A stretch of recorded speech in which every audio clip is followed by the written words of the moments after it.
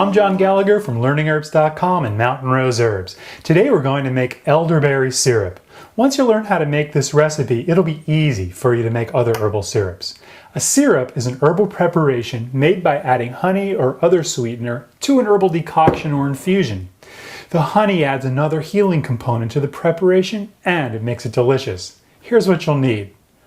A 4-ounce bag of elderberries dried will give you a half a cup of berries, which is what we need for this recipe, though if you think you're going to make more, you might want to get a 1-pound bag. But we're just going to use a half a cup for this recipe.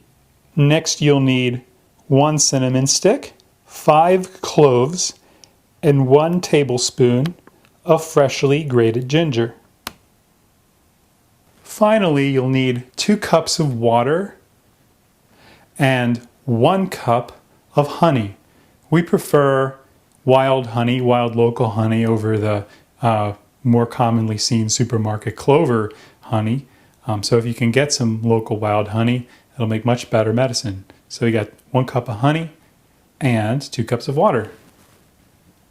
All right, and then the first thing we're going to do is add our half cup of dried elderberries.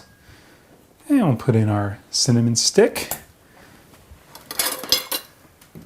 our tablespoon of grated ginger, 5 cloves, and we'll add our 2 cups of water. Now we're going to bring this over to the stove. We're just going to cover this and bring it to a boil. So now it's come to a boil and I'm just going to turn it down to simmer. After it comes to a boil, just turn down the heat. Then we're just going to leave it covered and simmer it until the liquid is reduced by 1/2, and this usually takes about 20 minutes, 20 to 30 minutes at the most. Well, all right. Now we take our simmered berries, which are now decocted, the liquid's decocted by half, and I have a bowl and a strainer. I'm just going to strain all this into the bowl.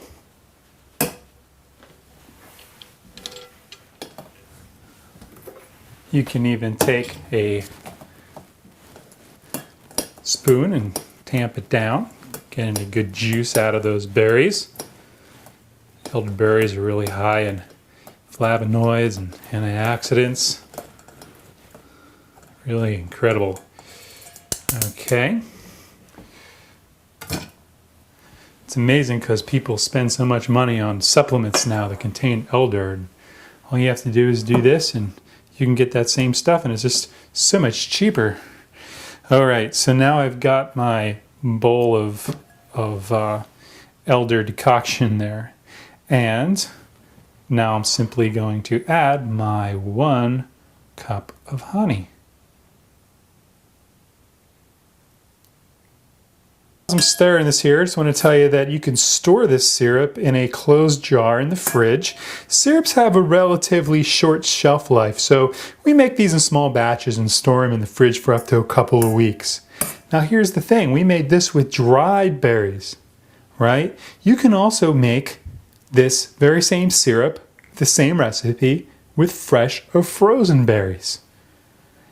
And the only difference is that instead of using a half a cup of dried berries, like we use this half a cup of these dried berries, you would take your fresh or frozen berries and you would use 1 cup of berries in the recipe instead of using a half a cup. That's the difference from using fresh or frozen, because we encourage people to head towards using fresh herbs and picking them and using them in their lives. But doing this with dried is a wonderful way to start, get to know how to make the remedies. Okay, so I've got my finished syrup here, and I'm just going to, of course, just let this cool down a little bit, and then I'll put the cap on and store it in the fridge. And voila, elderberry syrup. Amongst other things, elderberry syrup will help prevent cold and flus and helps you if you have a cold or a flu. One of its many properties is that it's an antiviral herb. The cinnamon, cloves, and ginger are warming when you are chilled, and the honey in the syrup helps if you have a sore throat or a cough. So while you're sick, you could take up to a tablespoon per hour. Or if it's cold and flu season and you want to prevent one, you can take a tablespoon a day. And it's a remedy the kids love. There are other syrup recipes and lots of information on herbmentor.com. Enjoy your elderberry syrup.